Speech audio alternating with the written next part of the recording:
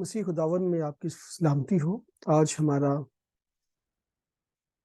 पुराने अहदनामे में से जो शरीयत के बारे में हम सीख रहे हैं उसका दूसरा हिस्सा है। मेरा नाम प्रोफेसर ज़िक्रिया कमर है। यूनिवर्सिटी में आपका टीचर हूँ, मुअल्लिम हूँ यूनानी, लातीनी और बाइबल का। पुराने अहदनामे की जो पहली 5 कुतुब हमको उर्दू में शरीयत कहते हैं, इब्रानी ज़ुबान में तोरा और यूनानी में पेंटाट्यूह कहते हैं।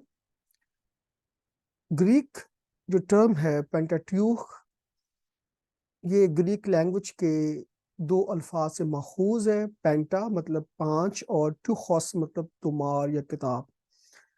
तो इस लिहाज से इसका मतलब हुआ 5 तुमार, और इसको हम एक ही किताब मानते हैं। अलबत्ता इसके 5 हिस्से हैं, लेकिन 5 किताबों को हम एक किताब तस्वर करते हैं। तो हम कहते हैं ये 5 पांचवें हैं। जो यहूदी जो टर्मिनोलॉजी होती है इसके बारे में जो वो लोग यूज करते हैं उसको कहते हैं 5 पांचवें हिस्से, कि 5 पांचवें हिस्से मिलकर एक किताब बनती है। तो हम पहले भी ये सीख चुके हैं। ये कुछ बातें रिवीजन के लिए हैं जो मैं बता रहा हूँ कि तमाम जो तलबा जो नए आ रहे हैं उसको सीखें कि पुराने अहदनामे की जो पहली किताबें हैं जिसके बारे में हम सीख रहे हैं, शरीयत, तोरा, पेंटाट्यूख, इन 5 कुतुब का जो मुसन्नफ है इसके ऊपर बहुत डिबेट है। बहुत से जो क्रिटिक्स हैं इस पर इतराज करते हैं कि खसूसन जो पहली किताब पैदाइश की है और उसमें भी जो पहले जो चैप्टर्स हैं वो मूसा के नहीं हैं या किसी और ऑथर के हैं। लेकिन हमारा मानना यही है कि मूसा ही इन 5 कुतुब का मुसन्निफ है। इन 5 कुतुब के लिए हम एक लफ्ज़ और इस्तेमाल करते हैं, एक टर्म, एक इस्तिलाह असफार खमसा भी हम इस्तेमाल करते हैं। तो इन 5 किताबों का मुसन्नफ हम मूसा को ही मानते हैं, और इसकी जो सबसे बड़ी दलील या जो सबूत हैं वो आपको नए अहदनामा में मिलते हैं कि जब कभी खुदावंद यीशु मसीह ने पुराने अहदनामे से कोई हवाला पेश किया है या रसूलों ने कोई बात की है तो उन्होंने तौरेत का जो लफ्ज़ है वो मूसा से जोड़ा है। लिखा है कि नए अहदनामा में मूसा की तौरेत, लूका अगर हम 24-44 को पढ़े तो वहां पर लिखा है खुदावंद ने कि मूसा की तौरेत और अंबिया के सीफों में ये आया है। तो इसलिए हम क्योंकि खुदावंद के मानने वाले हैं, हमारा नए अहदनामे पर पूरा यकीन है, हम मसीह के लोग हैं, हम बिलीवर्स हैं, ईमानदार हैं, मसीही हैं, तो हमारे लिए इससे बड़ी और कोई दलील नहीं कि खुदावंद यीशु मसीह ने खुद और शागिर्दों ने खुद इसको मूसा की तौरेत कहा है। अब तौरेत में है क्या, तोरा में क्या है? तोरा में मुख्तलिफ किस्म की असनाफ है, अदमी मवाद इसमें है, नसर है, उसमें शरीयत है, रसूमाती हिदायत हैं, इसमें वाज है, नसबनामे हैं, शायरी है। तो तोरा इन सब का मुरक्कब है। आपको ये सारी चीज़ें तौरेत में नज़र आएंगी, और जो ये तमाम अदबी असनाफ जो हैं ये मुख्तलिफ मौक़े से इकट्ठी की गई हैं, और हर एक का एक ख़ास मकसद है। एक बात याद रखिएगा कि जो किताबें होती हैं वो आसमान से लिखी लिखाई नीचे नहीं आती।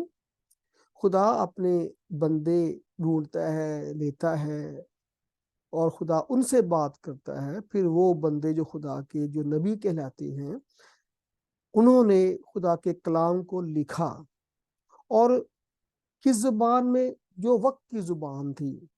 अगर उस ज़माने में खुदा इसराइल से बात कर रहा था तो खुदा ने उनकी ज़ुबान में नबियों के वसीला से कलाम किया। खुदा की अपनी कोई ज़ुबान नहीं है। मैं एक बात में बच्चों से आप सबसे क्लियर करना चाहता हूँ, खुदा की अपनी ज़ाती कोई ज़ुबान नहीं है। अक्सर लोगों का ख्याल है, बास कहते इब्रानी खुदा की ज़ुबान है, यूनानी खुदा की ज़ुबान है, जो है जी अरबी खुदा की ज़ुबान है, या हम कह देते हैं चाइनीज़ है। ये ऐसी बातें नहीं है। खुदा खुदा है। खुदा की कोई अपनी कोई ऐसी ज़ुबान नहीं है जी جس سے ہم اس کو جانیں. ہم لوگ پاکستانی ہیں تو ہماری زبان اردو ہے یا پنجابی ہے.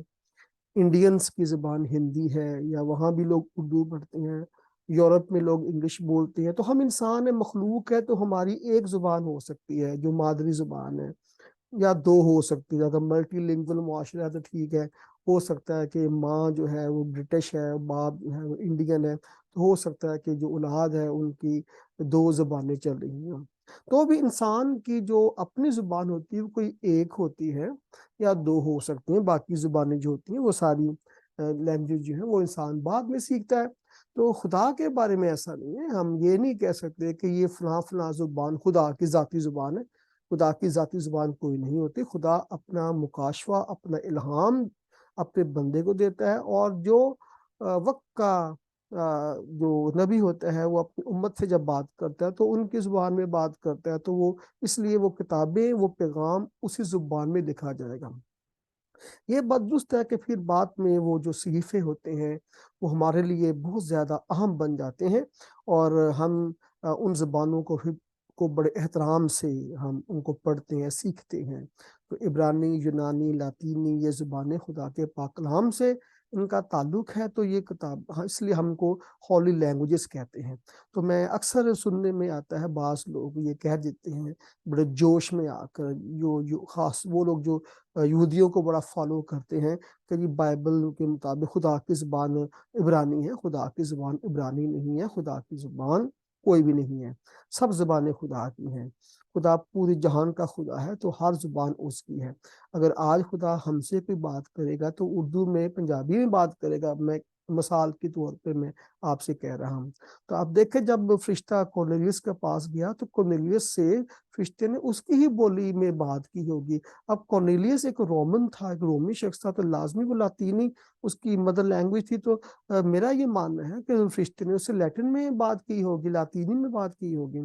تو حبشی خوجہ جو افریقہ سے آ رہا تھا, تو خدا کا بندہ اس سے بات کر رہا ہے. تو لینگویج پرابلم نہیں, لینگویج مسئلہ نہیں ہوتی. لینگویج جو ہے وہ خدا نے وقت کے لحاظ سے جو بھی اس کے سامنے لوگ تھے, وہ جس دور میں سے گزرے تھے, تو اسی زبان میں خدا نے اپنے کلام کو دیا. تو کلام خدا دل میں ڈالتا ہے, ذہن میں ڈالتا ہے, ایک میسج پھونکتا ہے. تو نبی پھر اس کو خدا کی ہدایت سے, روح کی ہدایت سے آگے بیان کرتا ہے.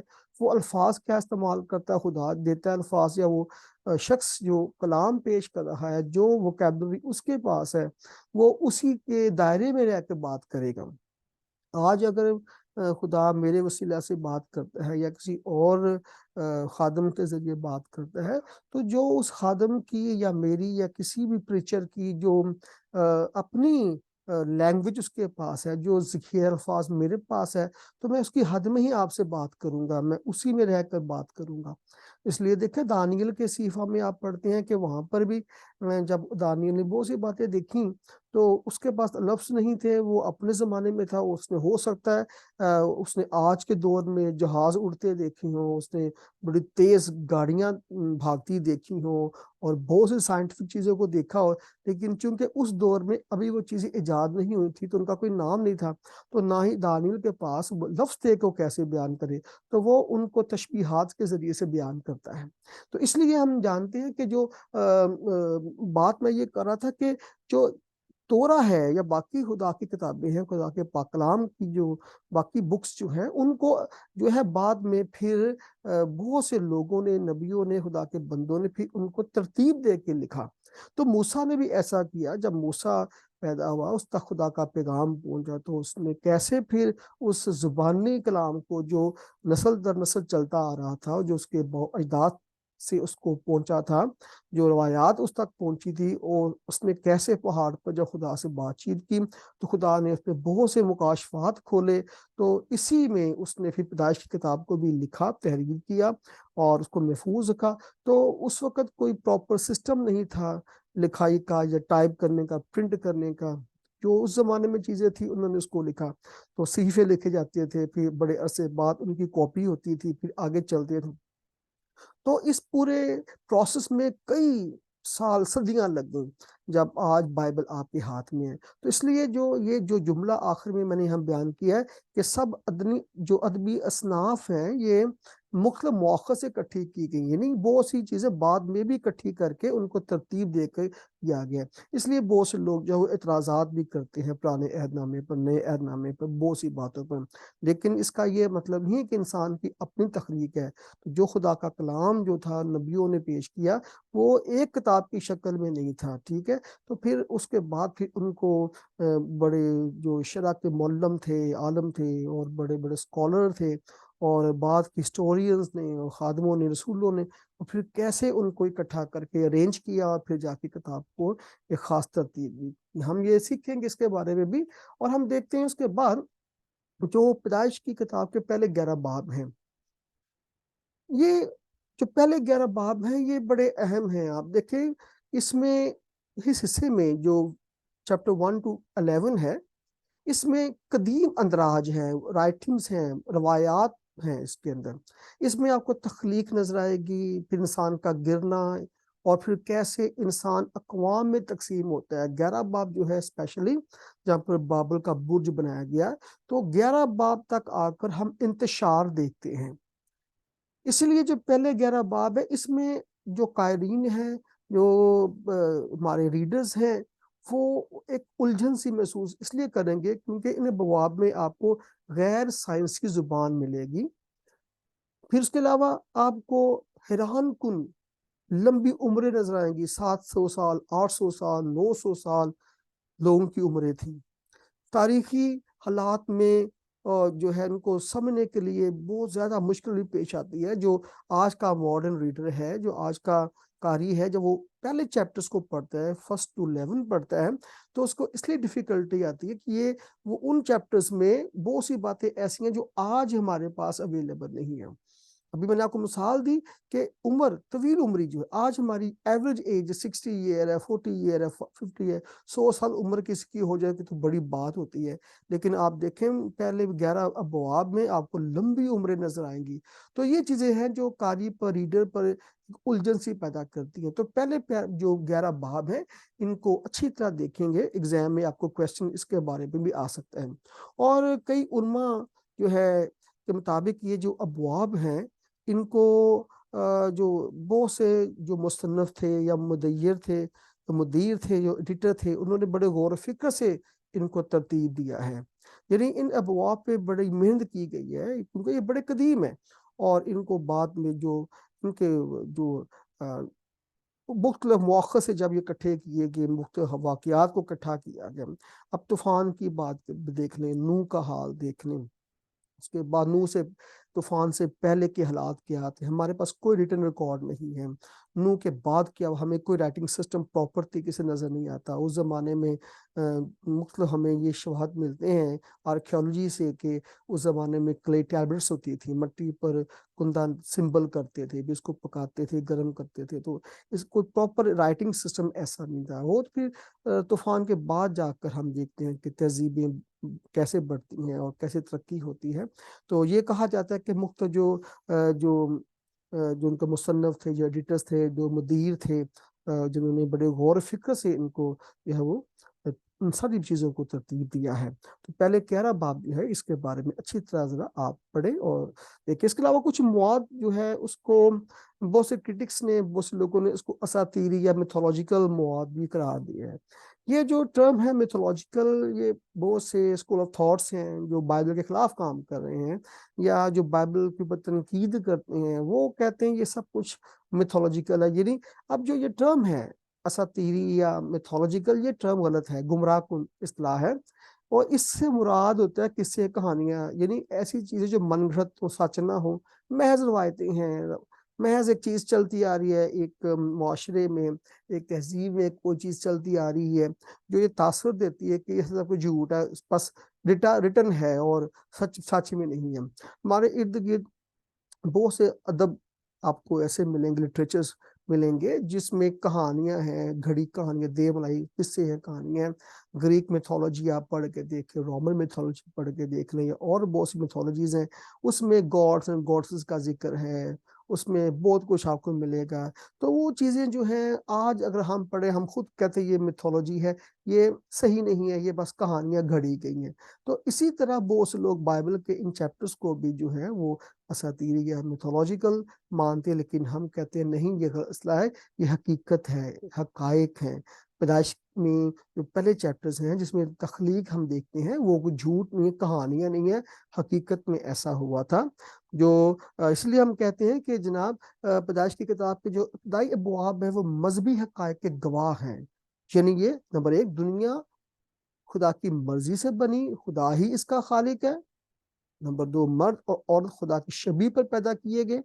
نمبر 3، گناہ اخلاقی نافرمانی کی وجہ سے انسانی زندگی میں داخل ہوا. اور نمبر 4، تمام بنی نوع انسان گناہ کے نتائج میں پھنس گئے. تو پہلے چیپٹرز ہمیں یہ باتیں دکھاتے ہیں، جو پہلے 11 ابواب ہیں، یہ ہم بتاتے ہیں خدا خالق و مالک ہے، خدا God is creator, man and woman خدا کی شبیہ پہ بنائے گئے ہیں. اور اخلاقی نافرمانی ہم دیکھتے ہیں، اور جو اس کا رزلٹ تھا اس نافرمانی کا، وہ تمام بنی نوع انسان میں کیسے پھیل گیا.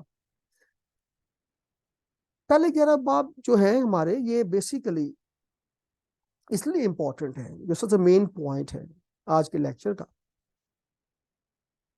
یہ ایک انٹرپریٹیشن بھی اس کو آپ کہہ سکتے ہیں، یا آپ اگر خود بھی دیکھیں تو پہلے 11 باب جو ہیں یہ تمام دنیا کے لیے فضل مہیا کرنے کے لیے، ایک قوم کو پیدا کرنے کے لیے ابراہیم کی بلاہٹ کی تیاری کو ظاہر کرتے ہیں. That's the main thing. کہ پہلے 11 باب ایک رستہ تیار کر رہے ہیں، ایک رستہ بن رہا ہے. پہلے 11 باب میں ہم کیا دیکھتے ہیں؟ تخلیق دیکھتے ہیں، خدا مالک ہے. پھر اس کے فوری بعد نیکی بدی میں بدل گئی، گناہ کا اثر ہر چیز پہ نظر آتا ہے. زمین کو جو ہے وہ جوتنا شروع کیا انسان نے. اگر انسان گناہ نہ کرتا تو شاید وہ پھل ہی کھاتا، اس کو ضرورت نہیں تھی مشقت کرنے کی. لیکن گناہ کے باعث اس پہ اب لاگو ہو گیا تھا کہ اب وہ زمین کو بوئے گا، بیج کاٹے، بوئے گا، ہل چلائے گا، فصل اگے گی، پھر روٹی کھائے گا. وہ بھائی نے بھائی کو قتل کیا، دھر سے انسان پیدا ہو رہے ہیں، خدا نے سزائیں دی، بغاوت شروع ہو گئی، لڑائیاں آپ کو نظر آئیں گی. پھر خدا اپنی عدالت بھی قائم کرتا ہے، خدا نے سزائیں بھی دی، مگر اس پہ رحم موجود تھا. خدا کا رحم ہر جگہ ہوتا ہے، سزا میں بھی اس کا رحم ہوتا ہے. پھر سیلاب آتا ہے، دنیا کو تباہ کر دیتا ہے، انسان زمین پر پراگندہ ہو جاتا ہے، اور پھر قومیں وجود میں آتی ہیں. 11 باب اب دیکھیں جو جینیسس چیپٹر 11 ہے، وہاں پہ ہم تمام اقوام کی جو ہمیں روٹ ہے وہاں سے ملتی ہے. نوح کے آگے جو 3 بیٹے ہیں، سم، ہم، یافت، آگے ان کی اولاد سے آگے قبیلے اور قومیں وہاں سے پیدا ہوتی ہیں، تمام قومیں وہاں سے نکلتی ہیں. تو پہلے 11 باب شروع ہوتے ہیں تخلیق، گناہ، بدی کا بڑھنا، سزائیں، عدالت، طوفان، بربادی، پھر سے بننا، اور اس کے بعد جا کر سیلاب کے بعد کا جو دور ہے اس میں پھر آگے دیکھیے جو ہے انسان بڑھتا ہے. اور پھر 11 چیپٹر میں آ کر ہم دیکھتے ہیں کہ انسان تہذیب کو وہ جنم دے رہا ہے، تہذیبیں بن رہی ہیں. سٹی جو سیولائزیشن کا کانسیپٹ ہے ہمیں بائبل سے ملتا ہے 11 چیپٹر سے، کہ نمرود نے کیسے شہر بنائے اور شہروں کو نام دیے گئے. اس سے پہلے یہ چیز نہیں تھی. اور شہروں کے گرد جو دیواریں بنائی جاتی تھی یہ اس دور میں شروع ہوئی. اور ہم دیکھتے ہیں کہ وہاں پر جو سیولائزیشن ہے اس کی بنیاد ہم 11 چیپٹر میں دیکھتے ہیں. لیکن بابل کے برج کے اوپر ہم دیکھتے ہیں 10 باب کے بعد 11 باب جب دیکھتے ہیں، بابل کے برج میں جب انہوں نے برج بنایا تو وہ برج خدا کے خلاف ایک محاذ تھا، ایک خدا کے خلاف ایک سسٹم بنایا گیا. ٹھیک ہے. اور پھر خدا نے کیسے ان کو تتر بتر کر دیا. انتشار چیپٹر 11 جو ہے انتشار، قومیں کیسے بھی دنیا میں پھیل رہی ہیں. تو فرسٹ 11 چیپٹر جو ہے ڈسپرشن ہے، اس میں قومیں پھیل رہی ہیں، انتشار ہے، بے ترتیبی ہے. اور جو ہی 12 باب آتا ہے وہاں ہم خدا کا بندہ جو ابراہیم ہے اس کی بلاہٹ کو دیکھتے ہیں۔ تو اب دیکھیں یہ جو فرسٹ چیپٹر ہیں یہ ایک تیاری کر رہے ہیں ایک ایسے شخص کو کی کال کے لیے، اس کی بلاہٹ کے لیے، جس سے ایسی قوم پیدا ہونی تھی جنہوں نے ایک ممسوح، ایک مودع مسیح کو دنیا میں لانا تھا۔ تو پہلے 11 باب میں گناہ اور بے ترتیبی عروج پہ جاتی ہے، اور 12 باب سے آن ورڈ ہم پھر دیکھتے ہیں کہ قوموں کے باپ یعنی کہ ابراہیم کی بلاہٹ ہے، اسے حکم دیا گیا تو نکل یہاں سے، میں تجھے بڑی قوم بناؤں گا۔ خدا نے اس کے ساتھ برکت دی، اس کو وعدہ کیا کہ تیری جو قوم ہوگی وہ اوروں کے لیے برکت کا باعث ہوگی۔ ہم دیکھتے ہیں کہ جب انتشار تک آ گیا، اب وقت آ گیا تھا خدا کے وعدے کا کہ وہ انسان کو جسے اس نے اپنی شبیہ پر خلق کیا واپس لانے کا کام شروع کرے۔ جو گناہ ہوا اور گناہ کے بدلے موت آ گئی، اور پھر ساتھ ہی نجات دہندہ کا وعدہ بھی آ گیا، اور پھر ہم دیکھتے ہیں کہ وہ چیز جو ڈسٹربنس تھی، وہ انتشار تھا، ڈسپرشن تھی، ایک بغاوت تھی، گناہ تھا، وہ بڑھنا شروع ہو گیا۔ ہم ایک سائنس میں ٹرم پڑھتے ہیں انٹروپی، جو لوگ فزکس کے اسٹوڈنٹس ہیں جانتے ہوں گے کہ انٹروپی کیا ہوتی ہے۔ انٹروپی بڑھنا شروع ہوگی، انتشار، بے ترتیبی بڑھنا شروع ہوگی۔ تو بڑھتے بڑھتے بڑھتے چیپٹر 11 میں انتہا پہ پہنچی، جب ایک برج کی شکل میں انہوں نے انسان اپنا نام کرنے کے لیے، اپنا نام پیدا کرنے کے لیے انہوں نے خدا کے مقابلے میں کچھ تعمیر کرنا چاہا، اس کو خدا نے روک دیا، ان کی زبانوں کو میں اختلاف ڈال دیا، تتر بتر ہو گئے، ساری قومیں وہاں سے نکلتی ہیں، اور ہمارا یہی ماننا ہے کہ سب زبانیں وہاں پہ پھر دنیا میں آ رہی ہیں۔ اس سے پہلے ایک ہی زبان، ایک ہی ڈائلیکٹ، ایک ہی بولی تھی، ایک زبان ایک ہی بولی تھی۔ زبان اور بولی میں فرق ہوتا ہے، زبان میجر ٹرم ہے، لینگویج ہے، بولی اس کی آگے ہوتا ہے، ڈائلیکٹ ہوتا ہے، اس کی ٹائپ ہوتی ہے، فردر ٹائپ ہوتی ہے۔ تو جیسا ہمارے پاس اردو ہے یا پنجابی تو ایک زبان ہے، لیکن پنجابی کے مختلف لہجے ہیں۔ لاہور میں، سیالکوٹ میں چلے جائیں آپ، گجرانوالا ہے یا اور شہر ہمارے پنجاب کے ہیں، وہ آپ کو لہجے فرق نظر آئیں گے۔ ہے پنجابی تو پنجابی ایک زبان ہے، اس کے لہجے بڑے ہیں، ڈائلیکٹس بڑے ہیں۔ لیکن اس وقت بائبل کہتی ہے 11 چیپٹر سے تک دیکھیں، روئے زمین پہ ایک ہی زبان، ایک ہی بولی، یعنی واحد لینگویج تھی، دو زبانیں نہیں تھیں۔ لیکن 11 چیپٹر میں زبانیں آ گئیں، اور تمام دنیا میں پھر مختلف زبانیں ایک دم خدا نے بھیج دیں، ایک انتشار آ گیا، ایک اختلاف آ گیا، لوگ وہاں سے تتر بتر ہو گئے۔ 12 باب میں جا کر اب خدا بلا رہا ہے۔ اگر ہم 12 باب کی جو ورسز کو، فرسٹ 2 ورسز پڑھیں، اور خداوند نے ابراہیم سے کہا کہ تو اپنے وطن اور ناطے داروں کے بیچ سے اور اپنے باپ کے گھر سے نکل کر اس ملک میں جا جو میں تجھے دکھاؤں گا، اور میں تجھے ایک بڑی قوم بناؤں گا اور برکت دوں گا، اور تیرا نام سرفراز کروں گا، سو تو باعث برکت ہو۔ یہ آگئی اب خدا کی بلیسنگ، خدا کا فضل شروع ہو گیا تھا۔ فضل تو اس کا چلتا رہا انسان کے ساتھ، لیکن انتشار بھی چلتا رہا۔ اب اس انتشار کو روکنے کے لیے، اس ڈسٹربنس کو کے جواب میں اب ضرورت تھی کہ خدا اپنا کام کرے۔ خدا اب انسان کی نجات کے لیے، اس کو واپس لانے کے لیے، اس انتشار کو ختم کرنے کے لیے اب خدا نے ایک بندہ چنا، جس کے وسیلہ سے ایک قوم بننی تھی، ایک ایسی قوم جو تمام دنیا کی قوموں کے لیے باعث برکت ہونی تھی، کیونکہ اس قوم میں سے خدا نے اپنے بیٹے کو بھیجنا تھا۔ تو خدا نے یہاں پر ابراہیم کو بلایا کہ وہ آئے، اور ایک ایسی قوم کہ ابراہیم کے وسیلہ سے اس نے اس نسل یہود کو بلایا، تاکہ تمام دنیا کے لیے فضل اور مکاشفہ کا ذریعہ ہو۔ یہ داستان ہے جسے توریت بیان کرتی ہے۔ کوئی پوچھے کہ تورا کیا بیان، تورا یہ بیان کرتی ہے کہ انتشار، اور پھر انتشار کو ختم کرنے کے لیے ایک نسل، ایک قوم کی بلاہٹ ہے، جس کے وسیلہ سے خدا اپنے فضل کو اور مکاشفہ کو تمام دنیا کے لیے آگے پیش کر سکے، ایک راہ تیار کر سکے، جس طرح یوحنا استباغی کی راہ بنانے کے لیے آیا تھا یشوع کی، خدا یسوع مسیح کی۔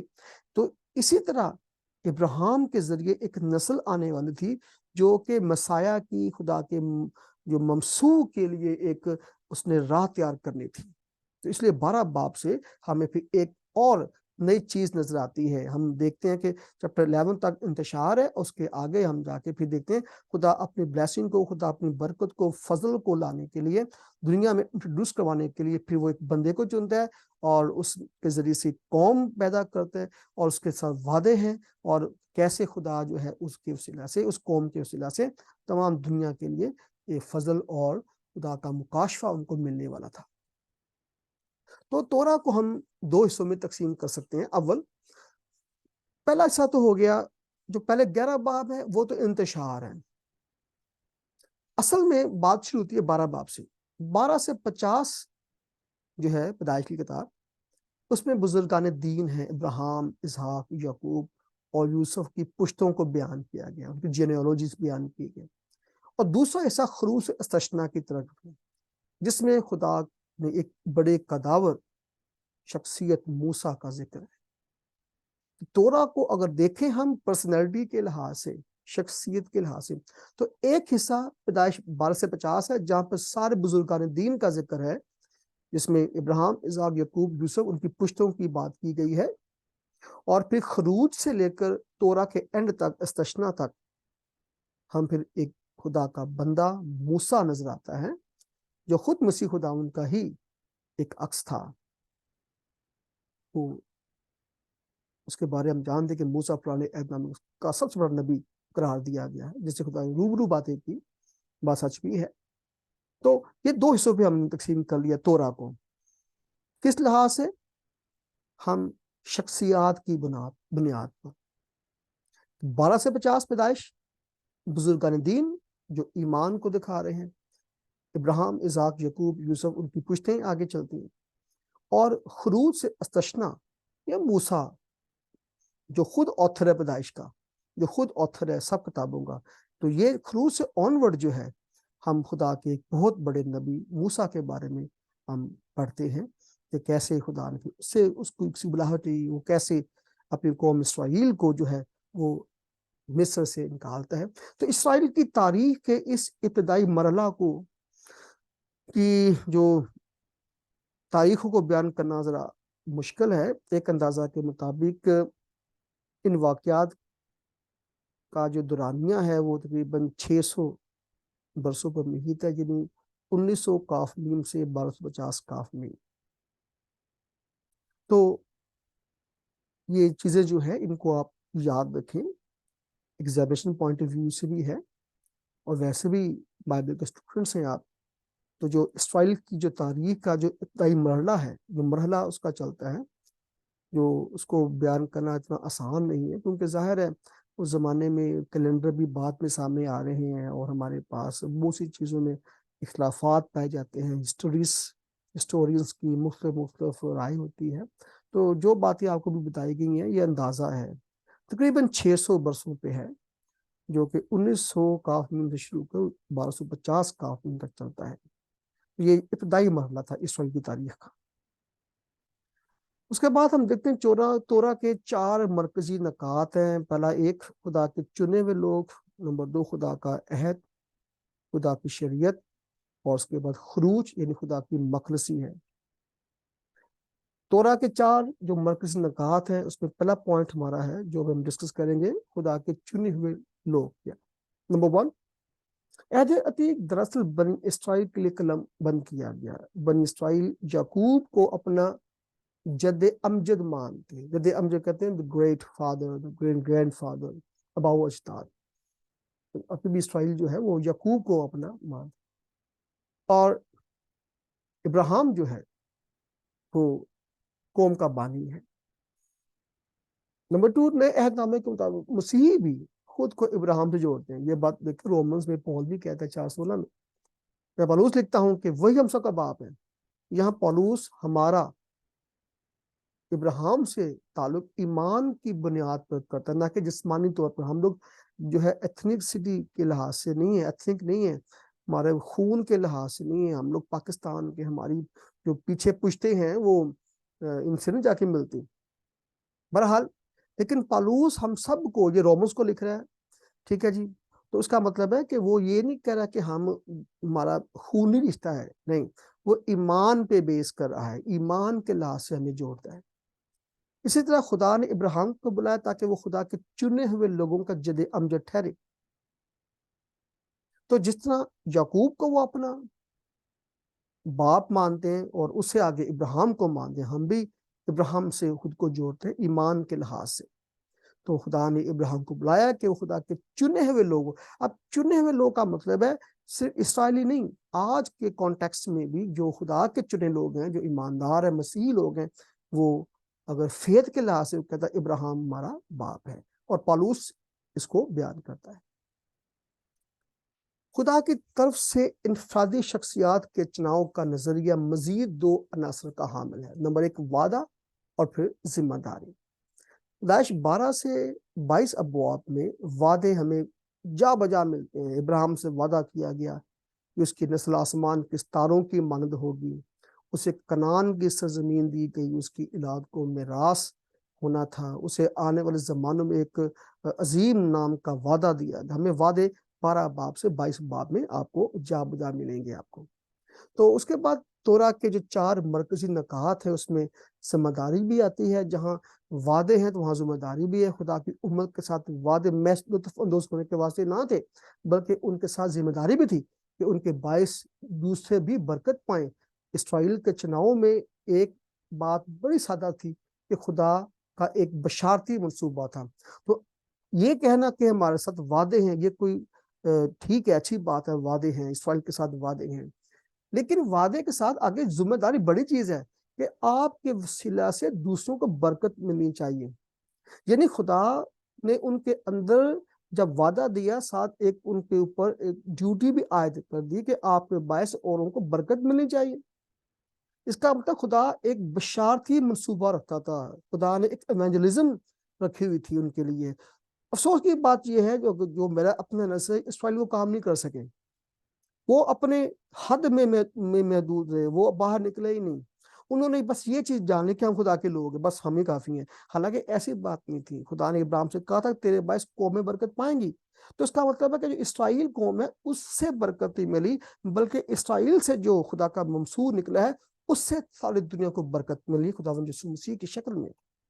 تو اسرائیل کی طویل تاریخ بتاتی ہے کہ انہوں نے ذمہ داریوں کو پورا کرنے کی کوششیں کی، وہ بعض میں کامیاب ہوئے، بعض میں ناکام ہوئے۔